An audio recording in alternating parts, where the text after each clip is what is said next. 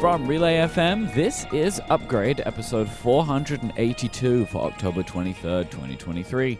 Today's show is brought to you by Fitbod, Memberful, and Factor. My name is Mike Hurley, and I'm joined by Jason Snell. Hi, Jason Snell. 482 with 480 me and 480 you, Mike Hurley. I love it. That's great. Happy 482. Thank you. Not particularly meaningful number. You just feeling made it a little meaningful. down? You feeling a little sick? Are you I'm a little under sick, the weather? Yeah. I apologize for how I sound. This is Okay. just what you're going to get. And who knows? Steve, Mike. I hope I'll get to the end of the episode.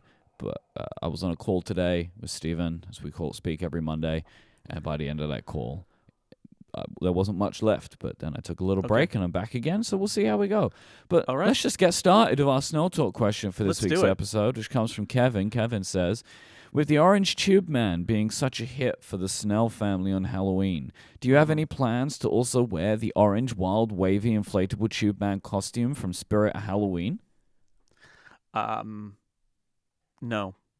Okay. It's cool, though. It is an orange tube man costume. Mm-hmm. Fun idea. Not for Jason. Thanks, Kevin. No. Do you not big into never dress costumes. up for Halloween? No. I Have don't. you ever? I said this the last time. I don't like Halloween. Yeah, but you may have had to go to a party at some point. Yeah, I have. You know what I have? I have a T-shirt that is Captain Kirk's shirt from Star Trek. Okay. I have a gold T-shirt with a little Enterprise, badge on, just silk screened onto it. Uh-huh. And if forced, it's either that or I will take out one of my sports jerseys. I'll take out like a Giants jersey and a baseball cap and say I'm a baseball player. Those are my fallbacks, and I'll just remind everybody, I am somebody who, when in 6th grade and forced to go to my elementary school's Halloween carnival, went, quote, undercover as a student. That's good. So Yeah. you're very much the Jim from The Office kind of vibe when it comes to Halloween.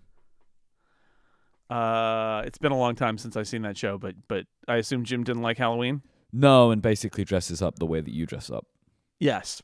Yeah. Yes, I am exactly that then. That's fair. Mm-hmm. I like this costume, though, and I think you should buy it. Or someone should buy it for you. I would Nope. say if the Snell children are out there, buy this for Dad. I think he'd No, like it. I will If not you would wear like it. to send in a Snell Talk question of your own, go to upgradefeedback.com and you can help us start an episode of the show. We will begin the next chapter, which is follow-up. The Take Control of Photos update is now out and available for people. So what is this, Jason Snell? Please, I'm giving you the floor.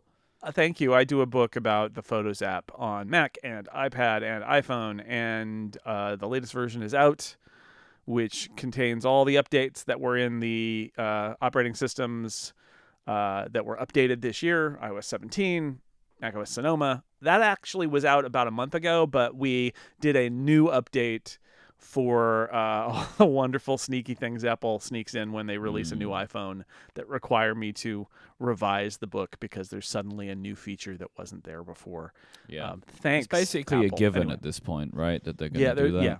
There's always. I think we draft it because it's so juicy to do that. So anyway, it's out. If you have last year's edition, I think this is a free update. And if you're wondering about everything that happens in Apple Photos and how it works and how you can use it, that book is there and you can buy it. I have 2 pieces of feedback from anonymous submitters about the Sonoma video reactions that we were talking about. Oh, yes. It was very fun for me, by the way. I'll point people to 2 things. One, there's a very good video that was put together by Chip, who is our video editor, of me trying out the video reactions while we were recording last time. So Chip edited those into one of our reels. I'll put that in the show notes. You also wrote about this on 6 Colors, as sometimes happens, right? We talk about a thing, and then you have a thought, and you expand on the thought in 6 Colors. Yep. And there's a screenshot of me with balloons there. Well, Anon wrote in to say, I was just watching a technology live stream, and apparently air quotes would trigger the confetti, thinking that people were throwing peace signs. This confused both hosts. So I think Makes that's very sense. funny. But the one that is even funnier to me comes from another anonymous submitter who says, I was on a call with work with Apple Enterprise, which is a funny phrase, considering you're talking about Star Trek a minute ago, the Apple Enterprise. Sure. And the unexpected video reactions affected them too, because they use WebEx internally, which for some reason doesn't support these reactions, but they were calling us on Zoom. So they were triggering the reactions in all sorts of inappropriate moments unexpectedly. They didn't know why, and they didn't know how to turn them off. Oh, the irony. It's kind of great, right? Mm-hmm. So there you go. People Yeah. are struggling. Yeah, it was a good. I talked about that subject on podcasts a lot and realized I hadn't written anything on it, and I just kind of wanted to get that down. The idea that I see the conundrum of having a new feature and wanting to turn it on, but also having it be something that's going to take people by surprise and confuse them, and the sort of a follow up to you and I have even talked about in the past, this idea of how do you get people to discover new features and finding better ways to sort of prompt a user and say, for example, hey, you just finished a video conference. Did you know we have some new video conferencing features? Instead of, surprise, you have balloons, or trying to throw up like a dialog box when you're starting your meeting, which is the last time you want to stop and read a dialog box. So it's the eternal problem, right? Of people will say your features aren't discoverable, or your features are getting in the way. And but the thing is, this is Apple's problem to solve. It is not an easy problem, but they have to find a way to solve it. This is the job, right? That is the job, and I think that they, I think they need to take pride in the fact that the user experience is a priority for them, or it's supposed to be, and they need to find ways. And I feel like with TipKit, which they introduced this year, which is a great feature, I love it. Yeah, I feel like they're heading down that path, but the video effects is a really good example, a really good use case of like, what was the decision? Basically what I'm saying is I think this is a class at Apple University, right? Which is like, what were the features? What was the decision that was made? What are the other options? What was the user reaction? Could we do this better next time? I really like TipKit, but I have a piece of feedback about TipKit too. I wish there was a way for apps to know I've already done the thing before. Right, like I'm getting a lot of tips and apps that I've been using for years, and it's like, I know how to do this thing. I've done it already. Yeah. But, that's a one-time frustration for the benefit of everybody else. I think that can be done, but the problem is the apps have to track that behavior. And if they didn't track it before, but I've had that same thing where I open an app and it's like, hey, did you know you could do this thing? It's like, I do that every day. Yeah. But as I said, if we have to endure that one time, but it makes it better for everybody else, like that is, we will die on that hill. You know what I mean? Like we will take that sacrifice. It's fine. I get it, right? Because if it's a feature I use every day, it's obviously a great feature, and they're concerned that people don't actually know that it exists. Like, you should tell them. Mm-hmm. Okay, so there's a new Apple Pencil. Pencil news. Let me give a quick recap for how we got here, starting from last week's episode to now, because I do think there's some interesting context here. So, on last week's episode, we spoke about the many and dueling reports over whether there would be any new iPads debuted in the week to come. So, last week, 9 to 5 Mac were very confident that there would be new iPads, but it did not come to pass. Mark Gurman was very firm in saying there would not be new iPads. Mac Otakara said that there would be a new Apple Pencil only, and that's exactly what we got. I think I remember me and you being like, there's no way that's the case, because it doesn't make any sense. We'll get to that in a minute. However, Mac Otakara said that that this pencil would have new magnetic tips, which it did not. Nope. The new Apple Pencil itself looks like the Apple Pencil 2. It will attach magnetically to an iPad, but does not charge. It includes a USB-C port under a sliding cap, has no pressure sensitivity, does not have the double tap feature, but does support Apple Pencil Hover.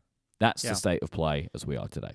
Yeah, it's basically Apple Pencil 1.5 or 2 minus, because it looks like an Apple Pencil 2, but it's like 2 minus some features. But it's also minus some features that are in the Apple Pencil 1. So it's very weird. It is really Apple Pencil Lite, I think, is where we're headed here. And there probably will be a third generation pencil. And that will probably be Apple Pencil Pro, essentially. And then we'll have the 2. This is I laughed when I saw this announcement because it is both sort of like what was reported. Obviously, they had some information that was right. And that Matt Car report was like, there's just going to be an Apple Pencil. On its face, absolutely correct. However, there was this thought of like, well, it's going to be a third generation Apple Pencil, obviously, right? And it's like, oh no, who could have predicted that it would be this thing that is less functional in some ways than the original Apple Pencil, Yep. but at least it doesn't have like a cap with a nub under it. It's just got a sliding out. I could imagine that there might be magnets in that cap, and so they were told it had magnets, and they just decided that it was magnetic tips because that made the most sense or something. Right, you know what I mean? You're filling in the blanks, and if you're not too diligent about it, or it could get mistranslated, or there's other things that it could be. But yeah, it's interesting. Like if we take a step back, what I like about this announcement is it's a new low-cost Apple Pencil that anyone can buy, right? So like if you don't need, like I don't use double tap and I don't use pressure sensitivity, right? No. I don't use those features. Doing like podcast editing and Ferrite, I don't use those features. So I could save money. And the only downside for me would be, because I can use this with an iPad Pro, the only downside would be I can't charge it on my iPad. So if it's out of juice, I got to go find a USB-C cable somewhere and plug it in. I think that's the downside. Is I mean, once you've used the Apple Pencil 2, is a pretty big downside. And Well, like, this is the it thing. is why I, to this day, stand firm on, while inelegant, the original Apple Pencil, you could charge it all the time, right? Yes. So like, if you Wherever have you were if your with iPad's your battery iPad, is full and you're out at a coffee shop with the new Apple Pencil, that's why they did it. and it dies, unless you have a cable with you, you cannot charge it. Because I'm sure you could probably charge it from a device, right? You wouldn't actually need to plug it in, just like cable to the iPad or the iPad. But you need a cable. And so like, while inelegant, I still think that the Apple Pencil 1 was the best that could have been done at the time. And I would argue that this, whatever this is, what are we actually going to call this product? Well, for now, it's the USB-C Apple Pencil. The USB-C Apple Pencil. I'm not sure that it is practical. I don't think it's practical as a design. I think that people think they want this, right? So you don't have the little cap or whatever. Mm-hmm. But I actually think that this is a worse design from a charging perspective, like a usability perspective. It's a compromise, right? And it's funny because we've been talking about like what would a compromised Apple Vision non-Pro be? Yeah. And the compromises are all about like what's core to this product versus what can we get away with dumping, even though it makes it less nice. And being able to charge when you're with the device is from the day they announced the first Apple Pencil, like that was fundamentally part of the device, right? Is you're out with your iPad, your pencil is this tiny thing with a tiny battery, it runs out of battery, what do? You just plug it in for a minute and then you're good to go. Mm-hmm. And when they made this version of the pencil, they tossed that, right? They said, okay, yeah, it is nice to do that. I don't think this is Apple abandoning that concept. It might be, but my guess is not, because being able to charge it wherever you are without having a cable is a really nice feature. But I can also see how they threw it overboard for two reasons. One is to make a cheaper pencil, and two is because they have some iPads that can't charge that way, like the 10th generation iPad they introduced last year, for which this seems to be the perfect pencil. However, it came a year later, which is so weird. So weird. I'm just realizing, because maybe I've forgotten this. But for the 10th generation iPad, what pencil were you supposed to... Oh, they had use like Apple Pencil 1 with the wiggly, janky Lightning to USB-C adapter, yeah. Yeah, so what happened here then? Like, why? What happened? Why is this... is this product now? Mm-hmm. Why is it so late? Right? Yeah. I don't, other than Apple maybe being like, look, we just ship them when we're done. We ship them when we got them, and then we'll figure it out later. But it seems weird that, one, the iPad Pro or the iPad 10th generation shipped think about that one, right? For last year, shipped at a higher price than people expected. They had to keep the 9th generation price in the line because the 10th is just too expensive. The 10th has all these features that don't exist in the rest of the iPad product line, and it's got this janky adapter in order to use the Apple Pencil with it. And from the perspective of today, I have been thinking for the last week, why did this pencil not ship last year with that product? Because it would be a much better fit. It would make much more sense. It would be much more elegant. All right. Here's my counter that I've been thinking about today, which is, why did the 10th generation iPad ship? Other than that it was ready.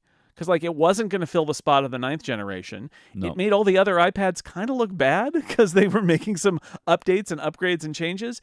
And would it have been possible to delay it 6 months and have it ship with this pencil? Or again, there's probably a good reason. It might even just simply be we had to deprioritize it. It might be that they got a lot of feedback about their pencil strategy. I kind of don't believe it. I think they knew that it was a compromise and they just weren't ready to supply a replacement yet.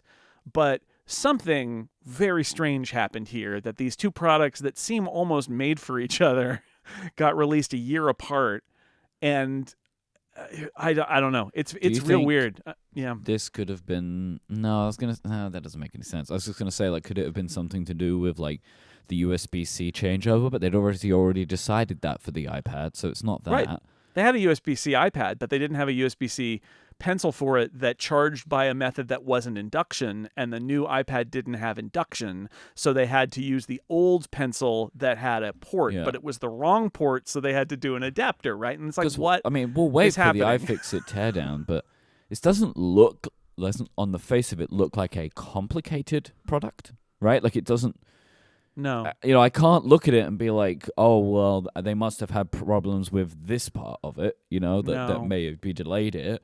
But yes, it obviously got deprioritized, but it's strange to me that they went to the lengths that they went to creating the new keyboard case for the iPad that kind of nobody was asking for. Yeah. When the Apple Pencil is, I think, maybe more of an important thing, especially because an existing keyboard design already existed that everyone was okay with, right? The smart keyboard. If I had to guess, I would guess that there is a real conflict, or there has been a real conflict between the people who are designing iPad hardware and thinking about where the iPad is going as hardware, and the people who are in charge of the sales channel for education. That's my guess about what's at the core of this. I could be wrong. Okay. I don't have any inside information, but that's my guess. Is that, and you see it when the 10th came out and the 9th remained, because they have to hit a price point, especially for education. I think there's the legacy of having lots of first-gen pencils out there and having a lot of so it feels like the hardware people are ready to move into the future, but that the sales people and the market aren't ready for it. But that's why I keep coming back to the 10th generation iPad feeling kind of unnecessary. Did it need to ship last October? It gave them a new iPad to sell, and the fact is it probably sold pretty well into general consumer market, right? Not education market, general consumer market. But even for them, if they wanted to use the Apple Pencil, they had to have this weird adapter to do it. Something got out of whack there, and it's just, of course, it happened in the iPad product line, right? Because that's the other thing, is that first off, please note, no new iPads in 2023. So that happened. The biggest iPad announcement of 2023, other than iPadOS, is this pencil. And the iPad line is weird, right? Because it's got the Pro, but it's also got the Air, and the Air is a lot like the Pro. And then it's got the feature mismatch where there are different features in different places, like moving the camera and that different accessory that you mentioned that's got the back plate with the kickstand and then a separate attachable keyboard. The iPad is all over the place. And this year we got no clarity because nothing changed except that there's this new pencil. And so for this pencil to come in, again, it's just what is it? It's like Troy walking into the apartment with the pizza and the apartment's on fire from Community, right?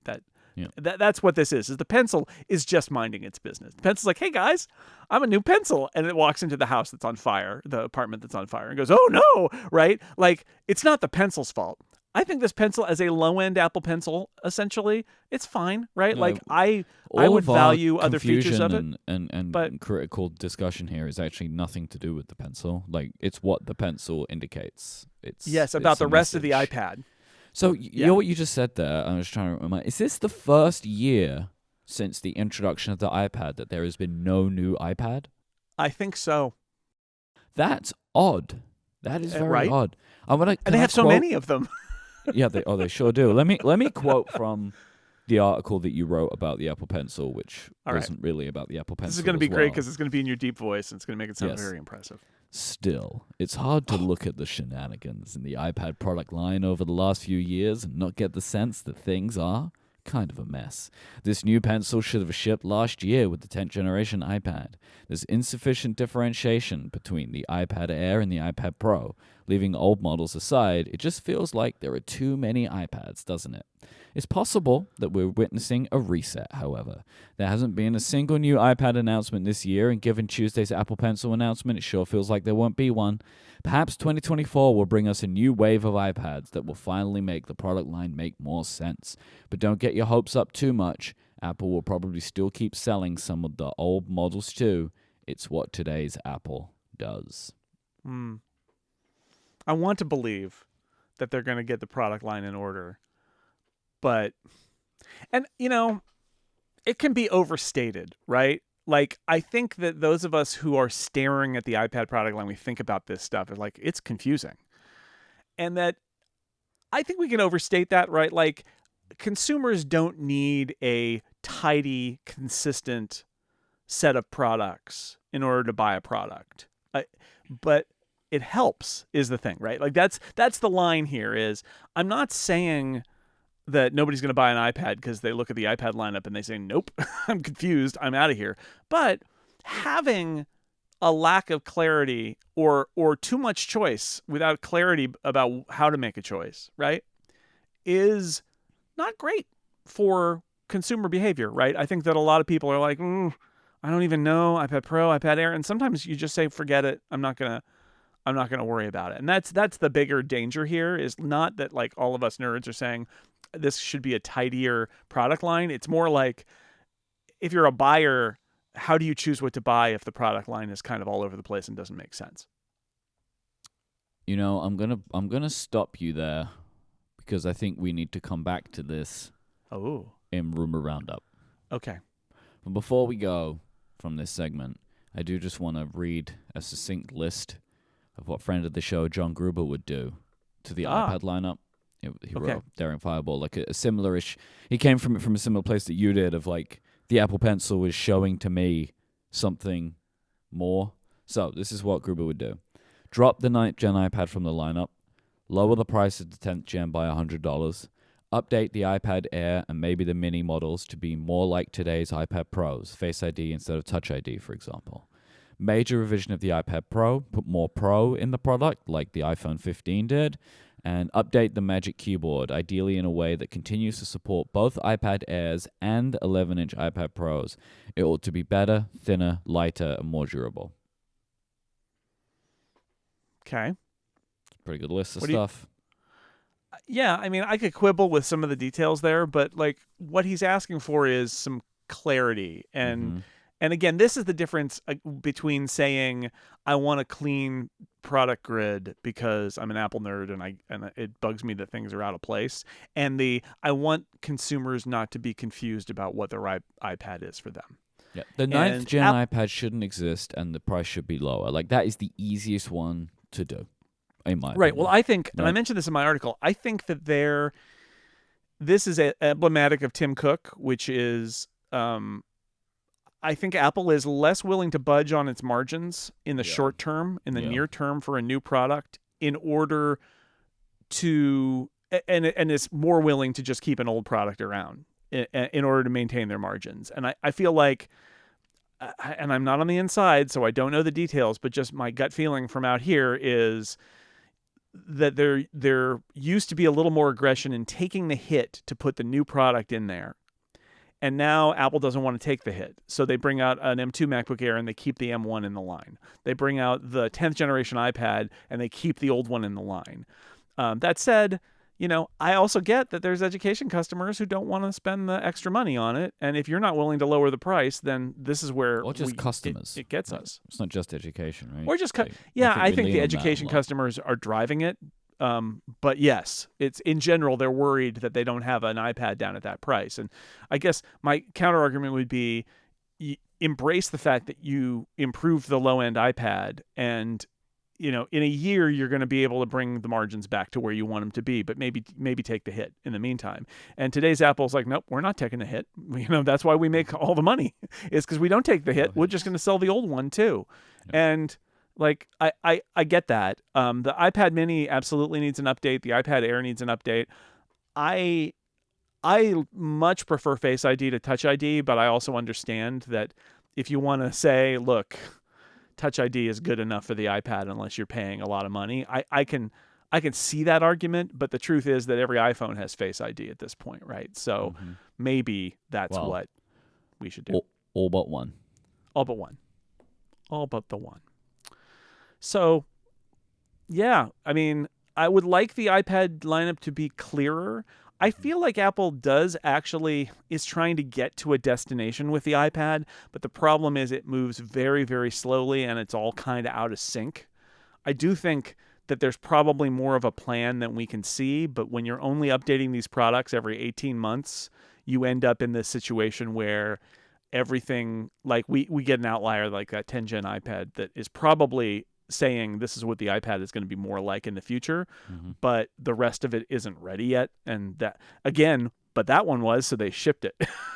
So I don't know. It does feel like, I said in my article, maybe there are too many iPads. Part of the reason I say too many iPads is also that the more of them there are, the less clarity there is about what is this iPad for. At the end of the day, if you're thinking about buying an iPad, you want to be able to look at the product line and say, what's the right iPad for me? And if there's a lot of crossover and there's a lot of variety of like, well, this does this thing, but this does this other thing, and then these things are the same size, but this one has this slightly different feature, it starts to get confusing.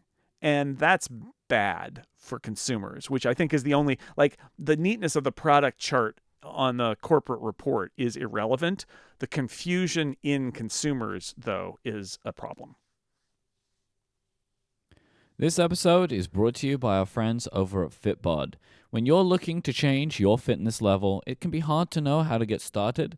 That's why I want to let you know that Fitbod is an easy and affordable way to build a fitness plan that is just for you. Everybody has their own path to personal fitness because it is, in fact, personal. This is why Fitbod does so much work to make sure they customize things to suit your exact needs. They have a powerful algorithm that will learn about you, your goals, your training ability, any equipment that you have, and your experience to build a custom dynamic program all within an app that makes it super easy how to learn and perform every exercise.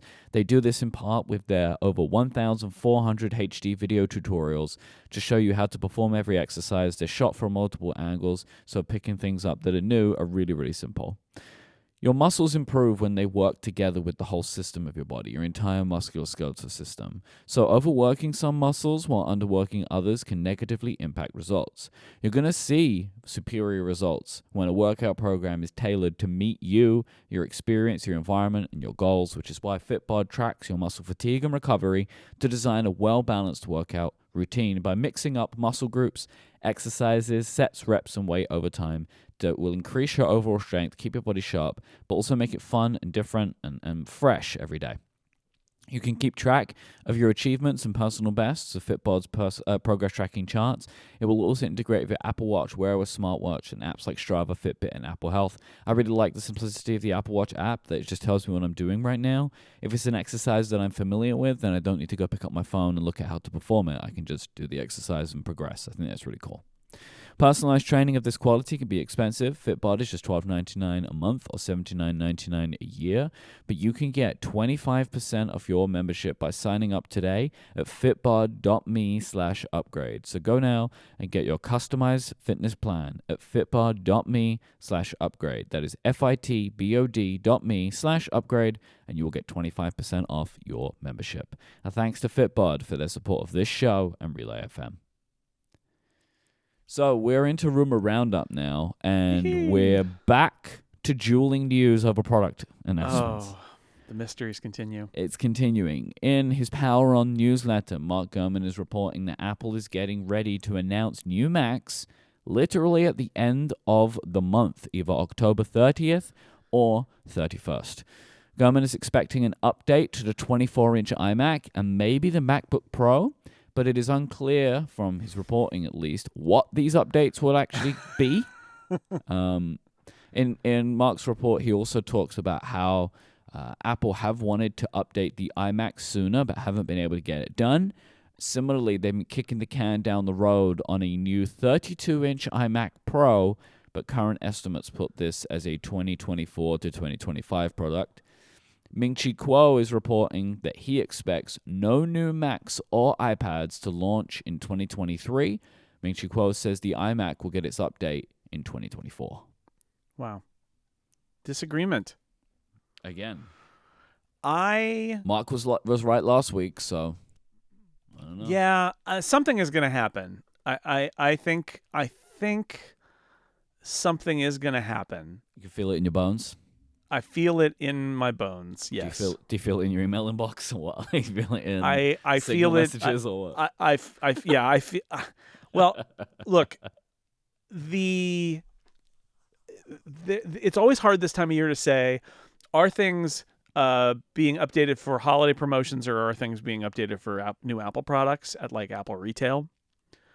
But it seems like there are updates coming in Apple Retail, and I've seen some reports of this. I have a theory.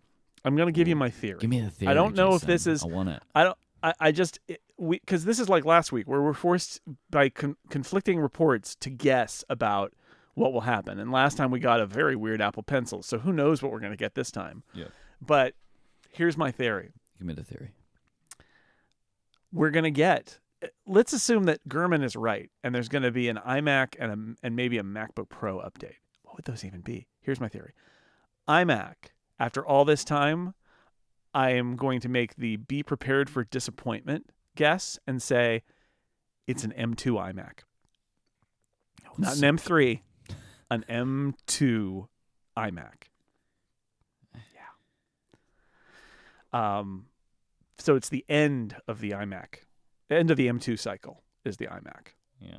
Instead, and it's just an update. Maybe there's an M2 Pro version alternately, which wouldn't, that would be the silver lining of that, right? I think, right, because they could do new M3, right? But it feels like maybe the M3 is just not now. Is not the time. If they put an M2 Pro in the iMac, like that would, I think, maybe be more exciting than just putting an M3 in it. Yeah, I agree. So, that would be good. Yeah. That would be worth doing, and then like reshuffling where the iMac is in the refresh cycle. Yeah, and it gets it updated and out there, and it's not a high priority for Apple, obviously, and then they worry about the M3 later. Mm-hmm. But if that's the case, if the M3 isn't shipping yet, and it's an M2 iMac, what is this MacBook Pro update that we're hearing? Yeah, I can't get my head around that at all. This doesn't make any sense to me. Here's the thing I made up in the shower this morning. Are you ready? Yes. It's covered in soap. They're selling the MacBook Pro comes with soap. It's so slippery. Oh, here's my theory. It's a redesigned 13-inch MacBook Pro that's still an M2 but doesn't have the touch bar anymore, and it looks more modern. It's got the curved edges and stuff like the high-end MacBook Pros, but it's still just the cheap 13-inch MacBook Pro. Right? So not a new chip, just no touch bar. It's the we're gonna make this thing look like the 14 and the 16 now, and maybe a display update or something that makes it nicer. Maybe it's got an HDR display or something like that. So you think they're gonna keep that? I think they are. I think they want to have that low-end MacBook Pro, and that low-end MacBook Pro design has not changed since 2018, right? When they introduced the touch bar.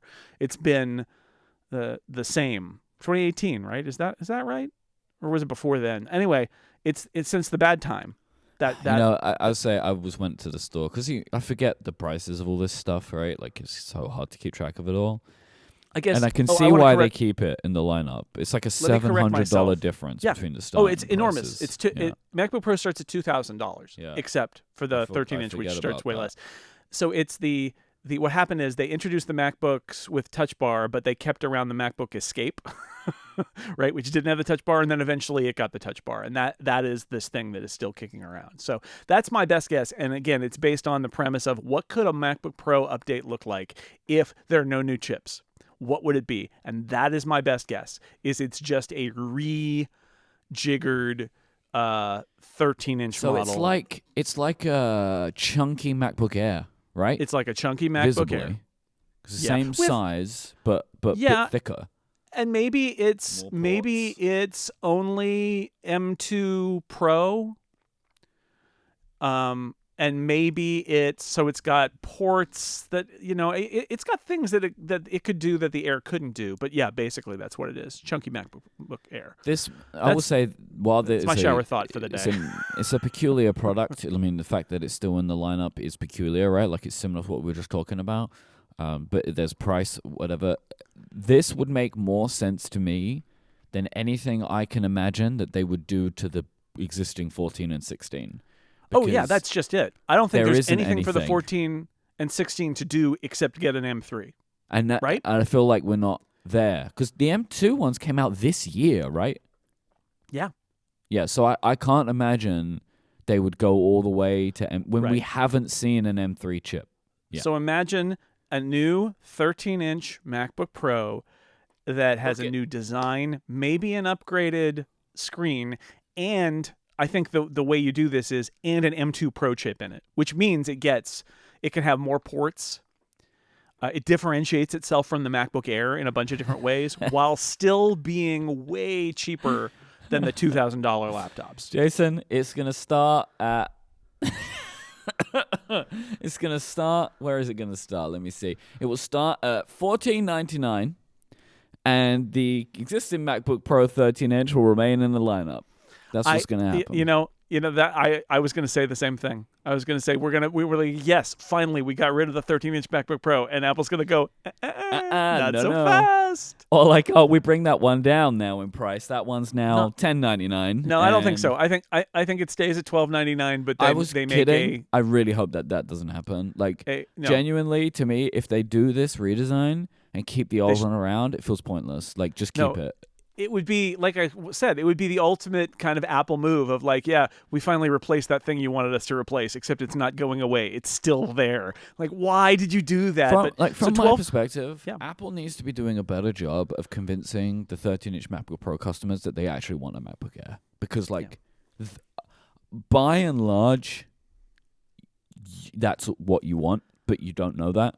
I believe. Like, the 13-inch MacBook Pro, it has a little bit more ports and it has a touch bar. Like the MacBook Air is so good and so powerful and so thin.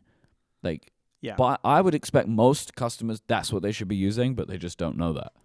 So if I had to guess, what I would say is redesigned hardware available as an M2 for $12.99, the current price point. Yeah. With super stripped down specs and really unpleasant, but new, not the old design. Yeah. But that M2 Pro starts at $14.99, and that's the one you really want, and that's their upsell. Something like that. But I don't know.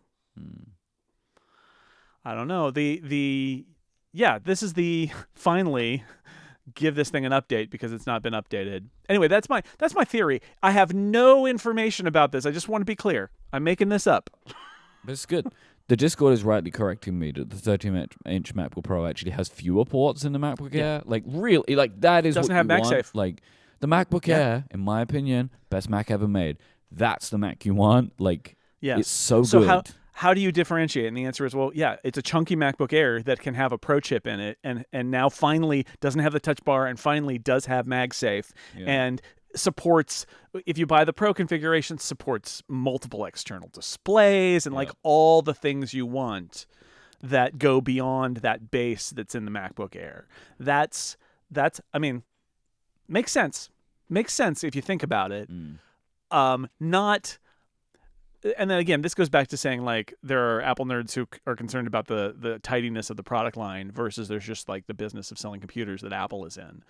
And I think about this with this too, is we all want to have Apple product announcements that are, entertaining, exciting, make us really thrilled about new developments and all that. But part of the job of selling computers, a lot of computers in a Mac product line, is just keeping them updated, making them available for sale. They're not always going to be exciting updates. And that's why I'm saying like it an M2 iMac at the very end of the M2 cycle and an M2 13-inch MacBook Pro are not ever going to be exciting products, but they tidy up the Mac line, get those slots refreshed, and allow Apple to move into 24 and start rolling out M3 Macs. So I think I wouldn't be disappointed by either of those moves because I really think the iMac should get updated, especially if it got a Pro chip option. That would be awesome. And I love that iMac, and I want it to be better, and I want it to be updated. And I don't like that base model 13-inch Pro, and if they finally kick it to the curb, that's going to be awesome. But like, is it an exciting update that makes you very thrilled about the future of the Mac? Well, no, that's not what it's for. It's tidying. It's maintenance. It's just something that needs to be done. Last thing I want to say on this, and we can move on. But I feel like maybe the MacBook Pro is suffering from the similar problem that the MacBook Air did, which is like the brand recognition is so strong that people want the MacBook Pro. Yes. Even though they don't necessarily need. I firmly believe that the reason that 13-inch MacBook Pro exists at all is not just because of corporate buyers, although it is that too, but it's also the brand recognition. Some people, whether they're I feel like the corporate corporations- buyers is a similar thing, right? They're like, Yes, we want a it's the MacBook same Pro thing. for our employees, and what's the Some cheapest people- one we can get? Some people don't want to buy a non-Pro, and they think about the MacBook Air as like that's for consumers, that's the little one, that's going to be lesser. And even though this 13-inch MacBook Pro is not really lesser than the MacBook Air, it is, it fills the slot, it's got the name, and that's why it exists up to now. But yes, wouldn't it be nice if Apple gave that thing a redress to be somewhere in between the M2 Air and those 14-inch models, and was something in between, more expensive than the Air, more capable than the Air, but not like one step behind in hardware design like the current model is. All right, Mark Gurman agrees with Ming-Chi Kuo that there'll be no iPad refresh this year. Yeah. Gurman expects iPads to come in March, where we'll see an update to the iPad Air, and the iPad Mini, along with a revamp to the iPad Pro, but it's not completely clear that this iPad Pro revamp will actually make it in March, but that's the earliest he would expect to see it. And Digitimes is reporting that Apple is working on a 12.9-inch iPad Air. More iPads. This report would mirror what 9to5Mac was talking about a couple of weeks ago. There would be multiple models of the iPad Air in future, but they didn't have any information on it. They just heard that there would be multiple. Digitimes says that this would be an LCD display, obviously, not a mini LED. If this happens, what happens to the iPad Pro, do you think? Like, do you think that the iPad Pro will start at 12.9? Okay, so because Apple really likes reusing products, part of me thinks the Pro and the Air will parallel each other in size, because it means that they can design one or two for two sizes Magic Keyboard. If they do that, they better have a really good reason for why you would want an iPad Pro. Well, it's going to be, HDR OLED with Face ID and I don't know what else, but it'll probably be the display primarily. Maybe the processors too, be a newer generation of processor. Yeah. But you're right. If differentiating on size is not necessarily. I don't think they want to differentiate on size because I think they want to reuse accessories across the lines. I would wonder though the fact that they never updated the display on the 11. Yeah, it does make you wonder might if it could suggest go away. That they never planned to update the screen on the 11. And there's some big iPad rumors out there, right? So it's possible that it'd be like 12.9 and then like 14 or 15, a mega iPad Pro for artists or iPad Studio or whatever, right? It's possible. It's possible. It's hard to predict what Apple's going to do with the iPad, right? Because we're already so baffled about the iPad that we don't really know what they're going to do. I wanted to say also Gurman's report about an update to the iPad, full stop, right? Are they going to do an 11th generation iPad? Yeah, I don't know. Maybe they're just going to put an M2 in it. Well, the base model is not, right? Base model's not. Base model will be an A series something, right? Oh, does the iPad have an A chip in it? Yes. I forgot. All right, then they'll put what they're going to put in the Mini, which is the A whatever 16 Bionic or something. Yeah. But I just don't know why. I don't know why. I don't know what that update is since they just updated it a year ago and they still have the 9th generation in. Are we going to get in a situation where they're going to kick the 10th down and kick the 9th off the price list and then have a new 11th? And how is it differentiated from the 10th? Or do they just get rid of the 10th and keep the 9th around? Or do they? I don't know what's happening there. That is weird that those would get an update. iPad Mini absolutely deserves an update. I think the question with the Mini for me is, what does it look like? Does it look like a small iPad or does it look like a small iPad Air? My hope is that it looks like a small iPad Air, right? In terms of power and functionality. Yeah, I would prefer it to do that. But Kind then of like you've an got M2. you have the Stage Manager problem. You can't put Stage Manager on that, so it's actually worth keeping it on the A chips. There's a reason to say that's why it's not on there. Yeah, although you could say it doesn't work with Stage Manager because the screen's too small, but you can plug it in and it'll work with Stage Manager. Yeah, do that. I'm not sure. Yeah, I'm not sure. Like, I don't think they could, but I don't think Stage Manager needs any more asterisks to it. I know, and yet they could do it. Like, what's stopping them? We didn't really need more Apple Pencils. That's true. We got those, so anything is possible. But yeah, it's fascinating. I don't know. I mean, those of us who observe the iPad as part of what we do for our livelihood, I think, are all kind of fans of the iPad Air and the iPad Mini as the sweet spots of this product line. I have a 12.9-inch iPad Pro. I love it. It hasn't really changed very much in the last, since 2018-ish again. But I love it. But the Air keeps coming on. And so you have this question of like, if you take Gruber's advice and you make it Face ID, then like, what is in the iPad Pro at that point? And there better be some new things, whatever they might be. I'll just say it again: ability to virtualize Mac OS on an iPad Pro would be a real nice differentiator. That would sure do it. And there are all those rumors that there's a new Magic Keyboard, right? And that's my other question: is like, what is the new Magic Keyboard, and is that something that is on the Air and the Pro, or is it just on the Pro? I don't know. It's fascinating. They got a lot. I mean, literally everything has to be updated next year. So here we go. I would also not be surprised if the Pro ended up not being until the summer. Yeah. And finally, a rumor roundup from Mark Gurman. I'll read a quote. Apple is planning a new system for its retail stores that will update the software on iPhones prior to sale. The company has developed a proprietary pad-like device that the store can place boxes of iPhones on top of. That system can then wirelessly turn on the iPhone, update its software, and power it back down, all without the phone's packaging ever being opened. The company aims to begin rolling this out to its stores before the end of the year. Yeah. What year do we live in? This is wild. Year. This is wild. And this is a little bit of fallout because they talked about this on ATP last week too, and they seemed kind of like completely, like you. They're like, this is wild. How is this? What is this? And I don't know. I looked at this and I thought I could see it. I can see how this works. I could see right? It's an interesting idea, but it's like it's bananas to me that it can. Like how does it turn them on? So here's the concept. Apple ships all the iPhones from the factory. They ship them in a very particular state of software where they are ready to be set up. They're in a setup mode essentially.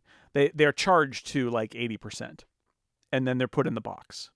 So Apple controls that, right? So it's possible that Apple can do this so that if it receives a particular signal, or if it gets a little ping from an NFC or from a wireless charge or whatever, like it gets it, and it knows that it's the Apple signal, and it says, okay, I'm ready to go. Feels like there's some kind of Bluetooth low energy or whatever, like how they do with Find My, right? There's always something going on with the device, even when it's off. So when it's off, but in that mode, it is actually sitting there listening for a very specific signal, whatever means it is.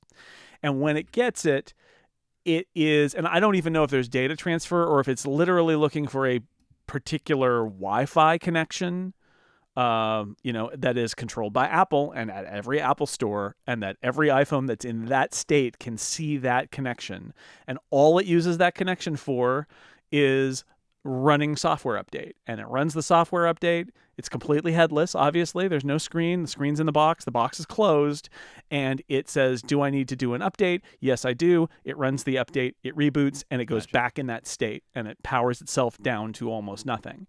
And there was a lot of consternation on ATP about, like, what if it doesn't? You can't do an update unless it's 50% battery. And I'll say, first off, who made that rule? Apple. Who's willing to break that rule? Apple. Apple can break that rule. If Apple's confident that it doesn't actually need 50%, it just will. It will. Apple could do whatever it wants, right? So I think that that's what's going on here, is they're going to charge the phone to a level where they're fairly confident that by the time it reaches a store, they can do this thing where they can wake it up, and it's going to look around, get on the network because it's a known Apple network, because it's an Apple retail store. It'll do its update. And they might roll this out to partners at some point too, right? Where you set up this Wi-Fi in this way, and then your phones will do this too, and here's the pad and all that. But really, that's the only plan here is obviously they looked at the issue of having to make people, it's like what we said about making the upgrade to a new iPhone delightful. Well, software updates make it not delightful. And as John Siracusa pointed out on ATP last week, if they're going to do more shipping by boat instead of plane, the lag between OS versions is going to be even greater. So if Mark Gurman's report is taken as to be true, they have built in a system in the iPad or iPhone firmware that says, I can wake up, I can do a software, I'm going to look for this network, I'm going to do a software update, and I'm going to reboot and go back to sleep. And I can do it all while I live in my little box before I get sold to anybody. And like Apple controls the whole process. So I think that this is pretty straightforward, actually. And I wouldn't worry too much. Like, they ship those phones with a lot of battery in them.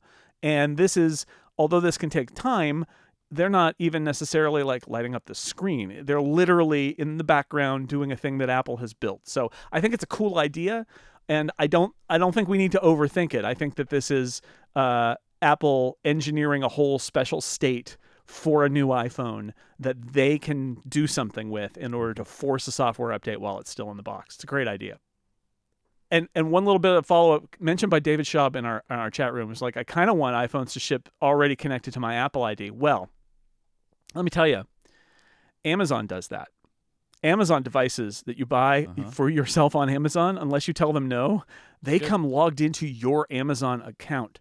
So it would not surprise me if the end goal of this whole thing for Apple is for that phone to arrive already prepped for your Apple ID. I mean, you need to put in your password and verify and all of those things, right? They want it to be secure. They don't want people stealing iPhones in order to get access to your Apple ID.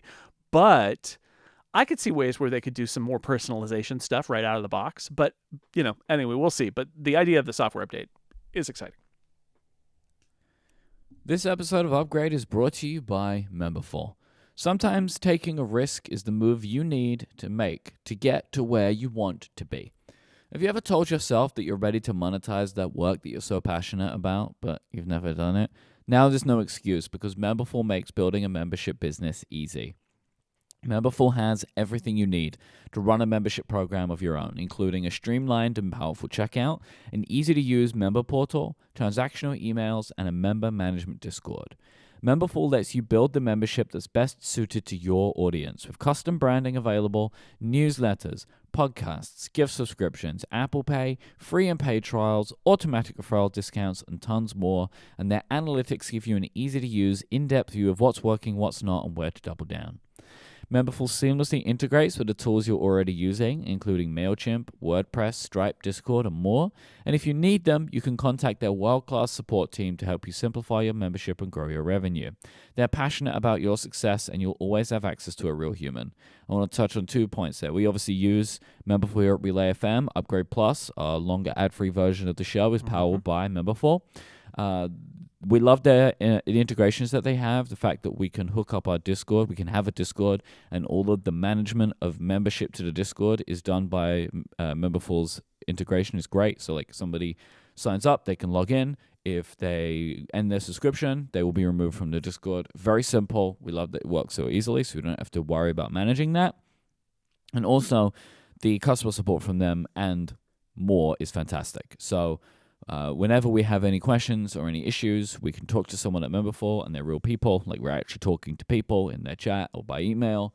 And they're also incredibly helpful for us about guiding us towards new things to try to make our membership program better. So go and check it out right now to see if it could work for you. You can get started with no credit card required by going to memberful.com/upgrade. This could be the next great move for your business. That's Memberful, memberful.com/upgrade. Our thanks to Memberful for their support of this show and Relay FM. Let's do some Upstream. Oh, yeah. Got a couple of Upstream things going on. So, Killers of the Flower Moon came out. It's the new Scorsese DiCaprio movie that was originally started at Paramount, and Apple bought it out, and it apparently cost like $200 million. This movie is notable for a few reasons. One of them is the fact that it's got a full theatrical release before it comes to Apple TV Plus. And Apple have so far not said when it's coming to Apple TV Plus, which I'm sure was the thing that was in all the negotiations to convince people to go to the cinema and see it. The problem is nobody's going to the cinema to see it. It had a low opening weekend of $23 million, which is not great for a $200 million movie, but kind of makes sense if people know it's coming to streaming and it's 3.5 hours long, and there is less people going to the movies these days. But so it's a low opening weekend mostly compared to its budget, but what I will remind people is the cinema take is essentially immaterial to Apple. I mean, it's money. Yep. But Apple wants to make a movie with Martin Scorsese and have it be on Apple TV Plus. They want Scorsese to bring all of his next movies to Apple TV Plus, right? That's what they want. Yeah, they want him to be on Apple TV Plus. They want him to win Oscars, be nominated for Oscars. And Martin Scorsese wants his movies in movie theaters. So this is the agreement, is we will, and lots of filmmakers are like this. This is the only reason you'll ever see a Netflix movie in a movie theater, is because like either Johnson, they want right? either the director says, I want this to be in a movie theater, and they do it in order to keep the talent happy, or because they want a particular, be Oscar eligible or whatever. Those are the reasons. But Apple, in the long run, I think Apple is more open to this, but I also think that theatrical, Julia and I talk about this a lot on Downstream. The idea is it's money, right? The theatrical, it's money. It's also marketing. Right? You market the theatrical release, you get all the reviews and all of that. Then when you put it on your streaming service, everybody's like, oh, yeah, I heard good things about that. I've been meaning to see that. Martin Scorsese's new movie. Yeah. Oh, and now it's on Apple TV Plus. Okay, great. And like that there's a lot of benefit there. But the truth... Mike Hurley, I am the exact person who wants to see this movie, right? The pairing of Scorsese and DiCaprio that's like my dream pairing always. It's a classic. My favorite actor, my favorite director, they go together. I'm going to wait. I'll wait. Because it's so long.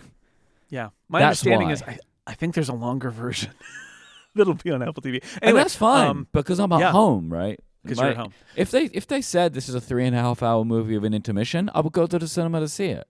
But I don't want to sit down for 3.5 hours in the cinema without going to have a break. And I don't like using the bathroom in the middle of a movie. I don't like doing that, so I won't do it. But that's a long movie to do that for. so Apple would just put this on Apple TV Plus if they had their druthers, right? Yeah, They done would with they it. would Yeah. not care. Yeah. So the low opening weekend kind of doesn't mean anything other Nothing. than, I mean, it would be great if it were a huge hit and they had to hold it in and all of that. But like this was a hard sell anyway, given the subject matter, given the length of the runtime, and the point here is to make Marty happy. That's the point. I hope he's I've been happy, and seeing then it will ads pop up on streaming. all over buses for this movie Yeah. in London. They're all over the place.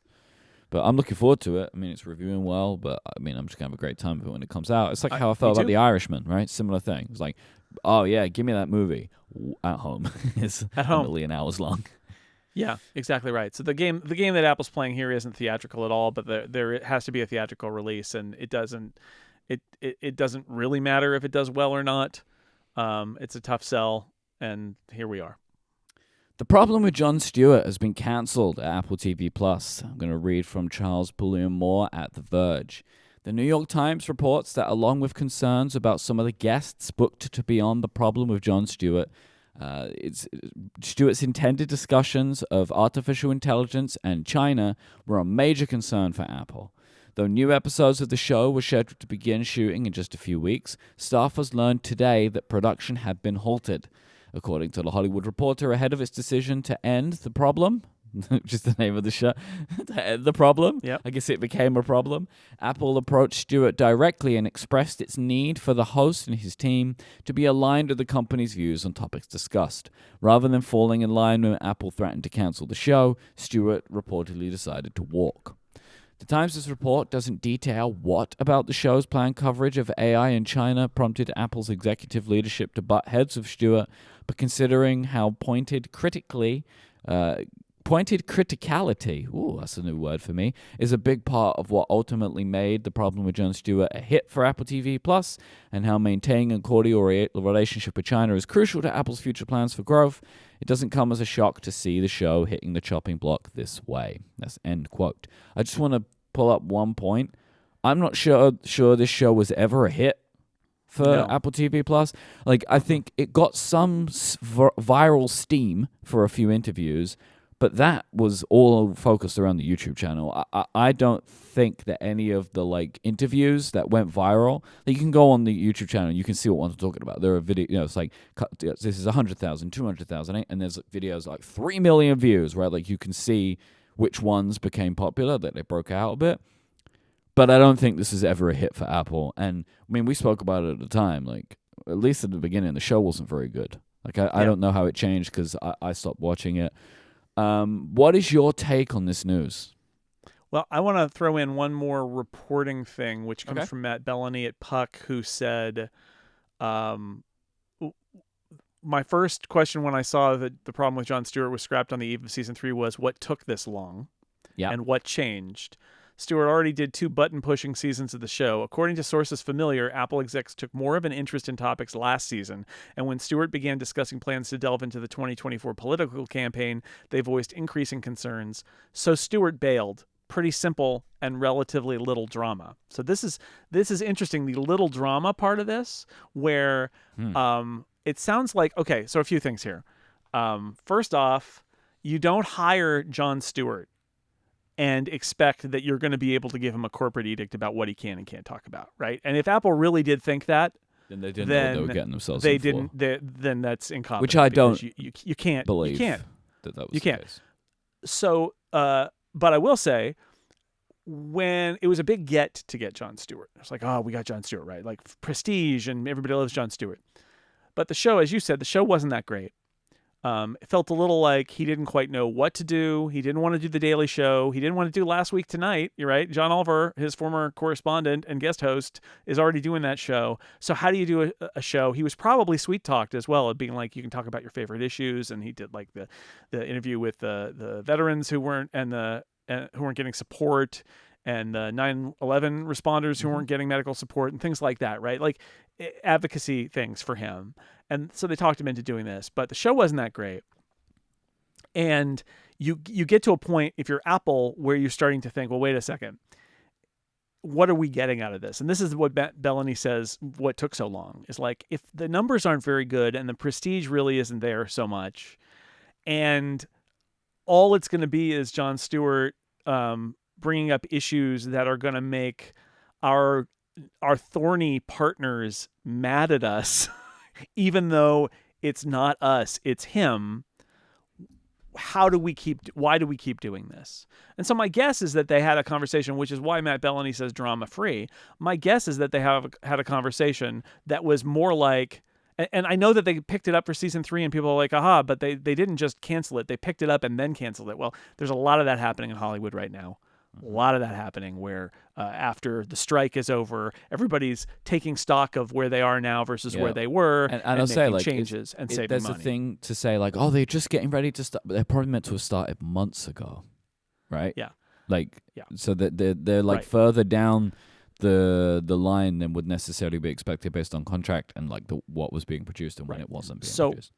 My guess is, based on Matt Bellany saying relatively drama free, is that somebody, an executive, sat down with Jon Stewart and said, okay, Jon, I know we picked this thing up, but it's not really doing very well.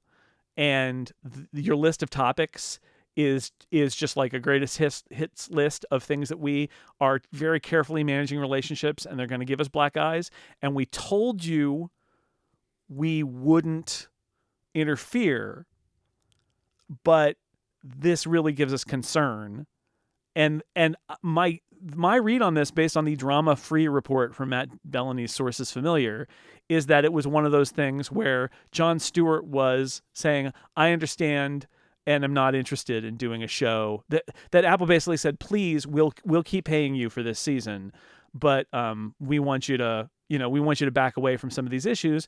And if you don't want to do that, we can just walk away. And Jon Stewart said, let's walk away. Mm-hmm. And that would be how you would do it that's drama-free. But I will come back to the other point, which is Apple, I have a hard time believing that Apple was so deluded that they went into this thinking they could tell Jon Stewart what to say. However, after a couple seasons where you're thinking this isn't really, picking up viewers and it's really not getting us prestige, and why are we still doing this, to then continue, especially if you had a problem and dealt with fallout for some of the topics in season 2, you get to season 3 and you're like, oh, are we going to do this again? And then you have a conversation, and maybe the conversation isn't so much, we need you to change your topics to suit us, as much as, if this is where the show is going to go, we would rather just end it now. And I come back to, again, Matt Bellany saying drama free, that this, it seems to be like Apple knew it wasn't working. Jon Stewart knew it wasn't working, and they walked away, and that's the end of the show. Mm-hmm. But yes, if this really is fundamentally, if Apple is micromanaging Jon Stewart and telling him what topics to cover because they're sensitive to Apple, if that's the case, that's incompetence on the part of Apple, because you don't hire somebody like this and then not give them editorial freedom. But again, I think in the end, if it was a hit and everybody loved it and was talking about it, Apple would give him all the editorial freedom because they would be benefiting. But once they're not benefiting you, and you don't have that,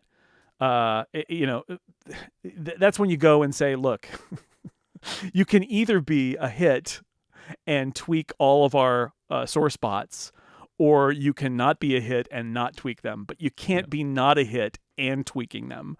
And Jon Stewart at that point was like, okay, let's just end it here. That feels like a more practical read of the story to me. I mean, like, I have my biases, all right, which might suggest that I don't want to think that, like, Apple's just, like, bursting in the door and being like, you can't talk about that, but, like, and so this seems more to me realistic as a way that this might have gone down, especially because we know the show was not successful.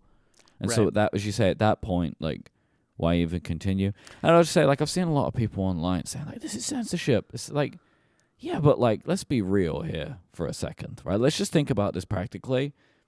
Apple is paying for this show to be made, right? They are paying for the show to be made. If they don't want to keep paying them anyway, and now we're also getting into things which are going to get us into trouble, why would they keep doing that? And, like, realistically, Jon Stewart is fine. Like, Jon Stewart can just go tell these stories somewhere else if he really wants to. Like, Jon Stewart has not been censored by Apple. Apple doesn't want to keep paying for the problem with Jon Stewart, so they've canceled the show, right? And, like, welcome to all of these things can be welcome. true.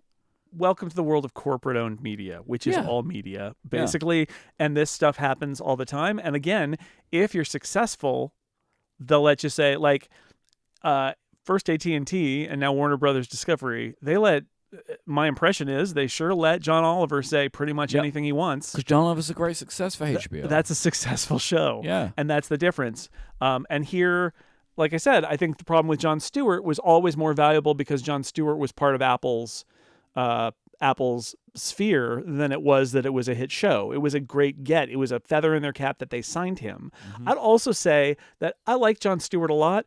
But I'm not sure how committed he is to this. I mean, he was burned out by The Daily Show. He didn't want to come back and do something that was like The Daily Show again. And this show was struggling to find out what it wanted to be. And again, he was in a position where I guess he wanted to do something. Keep in mind, he had a HBO deal that fell apart too, where they were trying to do something and it just sort of didn't work. I think Jon Stewart, this is one of his challenges, is he doesn't really have to do anything, but he does want to do some things. But what and how does he make that work? And I think that is going into this too, which, by the way, is why when there's this report that it's drama free, I tend to believe it, is because I think Jon Stewart, he probably has some empathy for his staff, although since they picked up the show, there's probably a, payout and severance and all that for the staff. But like Jon Stewart fundamentally can just walk away if it's not a project that he wants to be involved with anymore. And it sounds like that's bottom line what happened here. So I don't know, because like literally Jon Stewart doesn't need to do anything. So I mean, I'm sure he wants to, right? I'm sure he wants to do projects, but doesn't need to put up with anything. So anyway, I think this is unfortunate in the sense that if you're Apple, you hire somebody like this and you got to just say, look, they have editorial independence, and you should just accept that. At the same time, if you're Apple and the show isn't really working for you on any other level, and you see you're gonna just get more trouble, that's when you go to Jon Stewart and you say, this isn't working. Mm-hmm. And we can make this more dramatic if we want it to be, but it sounds like it really wasn't that dramatic. It was, and yes, as you said, this is a big corporation paying for this content, and that's all the big corporations do this, and all of them have these issues. And yes, Apple's relationship with China is absolutely going to be a lens through which Apple sees the world and makes decisions based on it. And we should all be aware of that too. That's absolutely the case. Yeah. That is the way. I'll also say, remember expensive NBC? Remember that report? I was just thinking of that exact quote myself. Right, which was, by the way, by Trip Mickle, my favorite writer. He's the one who reported about expensive story, NBC back in the day. Didn't he break this exact story at the New York Times? Maybe so. This was Trip Mickle, yes. Expensive NBC. So I'll just say, also, it's who did you get the information from? We always talk about that on this show. Who's the source? Why did they give it? So that's my guess here, is if Matt Bellamy is saying it seemed pretty drama-free, it wasn't working, they decided to go their separate ways. We're big Bellamy fans on this show. Yeah. So I trust what Matt Bellamy says more than anybody else in this sphere. Yeah. So the people who are breaking this, maybe there's no drama there, but if you're a producer on The Problem with Jon Stewart and you were working on something about China or about the 2024 election or whatever, and then Jon Stewart has an all-hands meeting where he says, look, I talked to Apple executives, they're uncomfortable, I'm uncomfortable with going on without this, they're not really behind us, we're just going to walk away, and that's the end of the show. It would be very easy for me to be like, oh man, Apple is censoring me because I was doing this story about China, and that's why they came down on us. And it's like, is that why? Is that exactly why? Is it part of a much larger picture? That's where you get your expensive NBC, for those who don't remember, which was a hit piece about Apple TV programming that said that Tim Cook was going to watch all the shows and read all the scripts, and that it needed to not have any adult content on it. And I believe there's an M-F- within the first 10 seconds of the morning show starting. Yeah, and also it was very clear. The first scene of C. Yes. And the first scene in C. Graphic things I've seen on television. Very clearly not accurate, but what happened was somebody, probably on Amazing Stories, which was originally calibrated to be for adults and then was taken bought by Apple TV, but they wanted it to be. Remember Amazing Stories? That one really did well. Did that ever come out? It did, and Oh my then God. it sunk beneath the sea. But the point there is that they Spielberg recalibrated it with Apple for families, and certainly the people who were working on it before, this is my theory anyway, were really mad that Apple had taken their more adult-focused show and turned it into a more family-focused show, and so that's where expensive NBC came from, is this idea that, man, Apple's censoring us. So consider the source, but also I don't want to soft pedal the fact that Apple is a big corporation, and there's stuff that they don't want to wade into if they can avoid it because it's sensitive for them. And that is not just true of Apple, but that is true of Amazon, and it is true of Netflix, and it is true of Disney. It is true of literally all of the big corporations. Yep. That's going to happen. And so I'm not saying don't blame Apple here, but I'm saying if this is your sort of shock moment where you're like, oh, why? I never, right? And it's like, well, guess what? This happens all the time, and it's something you got to be aware of. It's why, certain movies don't get made because they're not going to get distributed in China. Although lately nothing is getting distributed in China, therefore that will change how they calibrate what they make. This is just how the business of entertainment works. Sometimes parts of John Oliver are cut out when they're broadcast here in the UK. Oh, I know. Well, they lean into that, right? They now make alternate joke versions. clips Yeah. to put in the UK version because depicting Parliament isn't allowed. No, I mean the one I'm thinking he made a lot of jokes about the Queen after the Queen died, Yes. immediately, and it's just Yes. like, all right, John, thank you. John Oliver loves to remind you that he's British and then also talk about the fact that he hates it, which is a very interesting mix. I love John Oliver, absolutely, but that part I find to be quite frustrating. But hey, nobody's no effect, Jason Snell. No, that's for sure. By the way, just before we move on, the host of the Daily Show is open. Oh my God, can you imagine? That'd be pretty funny. They were going to give it to Hassan Minhaj, right? Hassan Minhaj, and then the New Yorker story came out about him fabricating his stories, and it's kind of hard for a show that's about the news to have that as the host. So apparently that deal fell apart. So they're still looking. John, Well, he's don't back do on it. the market. This episode is brought to you by Factor. With the busy fall season fully in swing, you might be looking for some wholesome, convenient meals for your jam-packed days. Factor is America's #1 ready-to-eat meal kit, and it can help you fuel up fast for breakfast, lunch, and dinner with chef-prepared, dietitian-approved, ready-to-eat meals delivered straight to your door. You're going to save time, eat well, and stay on track with your healthy lifestyle. With Factor, you can skip the extra trip to the grocery store. They have fresh, never frozen meals that are ordered ready in just 2 minutes. And you have more than 34 flavor-packed options to choose from each and every week. And they're changing up so you get new stuff. You can relish the best of autumn fall flavors with their limited time only hearty, comforting meals featuring seasonal veggies like cranberry pecan chicken, and Cranberry apple Dijon pecan, cranberry pecan chicken, and Yeehaw! apple Dijon pork chops. That is I will say for this time of year, that is like American chicken, right? Oh yeah. Mm-hmm. Ready in just 2 minutes, they'll satisfy your fall cravings during the busy season without the hassle. And if you're looking for something special, maybe you want to put on a tuxedo and eat for lunch, you can get the Gourmet Plus options prepared to perfection by chefs and ready to eat in record time. Plus, you're going to keep your energy up with lunch to go. Factor's effortless, wholesome meals like grain bowls and salad toppers, no microwave required. Then, to finish your order, choose from more than 45 add-ons, including breakfast items like apple cinnamon pancakes, bacon and cheddar egg bites, and smoothies. Jason, did you have any American chicken? What have you been getting from American Factor? chicken? Come closer to me. Yeah. Yep, that's it. I had to change the lyrics. I don't want it to stay away because their You chicken want was it so great. close. It was the sometimes you get the chicken and it's like like not all like. Look, chicken can be pretty variable, but the stuff that was in these boxes was legit, like really, really great. Big, like chicken breast, white meat, like so good. All the ingredients were really fresh and good, and that was the thing that impressed me the most about Factor, was that I did not feel like I was getting weird, remainder ingredients that, help bring the box up to profit margin. It didn't feel like that at all. They were really high quality ingredients through and through.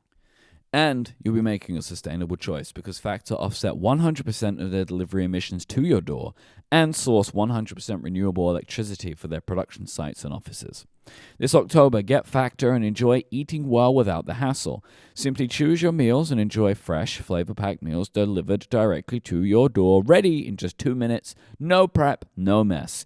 Head to factormeals.com/upgrade50 and use the code upgrade50 to get 50% off your first box.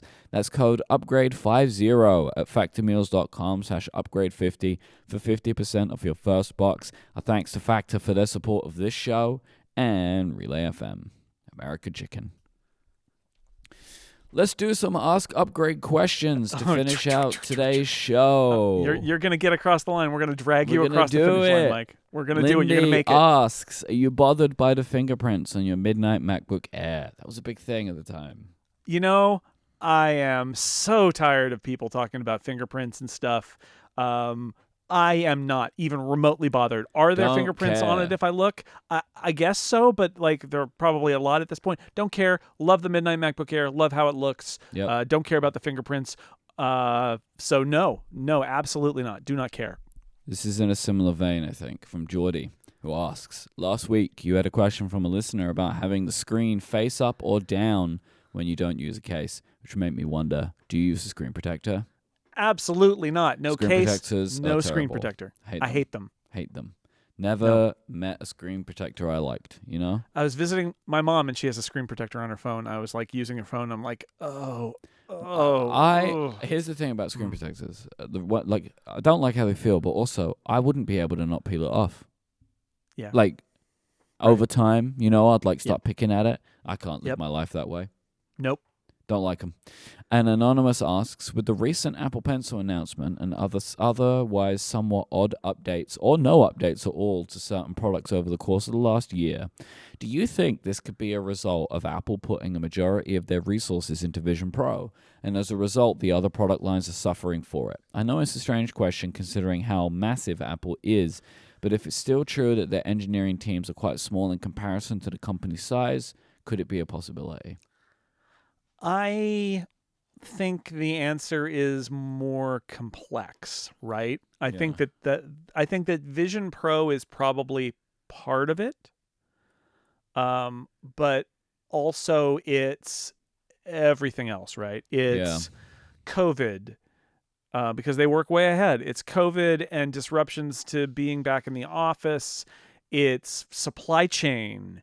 It's probably things involving certain parts. Remember, they had the legacy nodes thing for a long time where they couldn't get certain parts. And I know that was a while ago, but again, it takes time for that all to clear. They are on a new chip process with this 3nm thing from TSMC. They may have staked a whole bunch of their future products to the 3nm process, but they may have limits in what the volume is from that process, right? There's inflation, there's lots of stuff. So I would say I don't think we can point at one thing and say this is why Apple's updates seem to be kind of off. I think it's probably a whole lot of stuff that's happened dating all the way back even into 2020 and the pandemic in terms of disrupting, and that sometimes those echoes take a while to come through.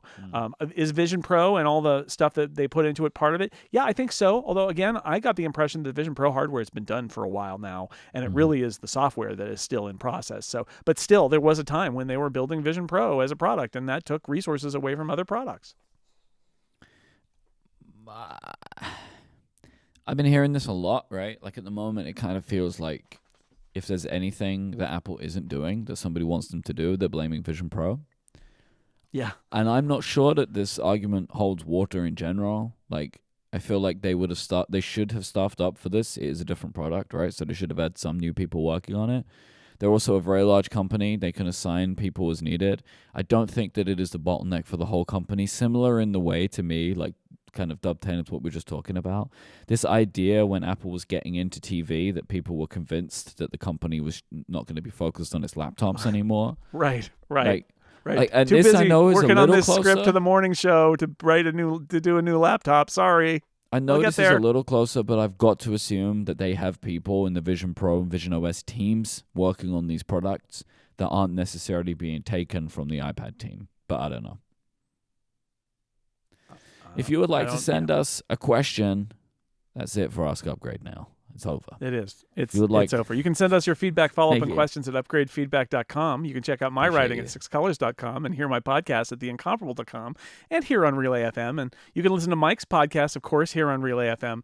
Check out his work at cortexbrand.com. You can find us on Mastodon. I am Jay Snell at zeppelin.flights. Mike is imike at mike.social.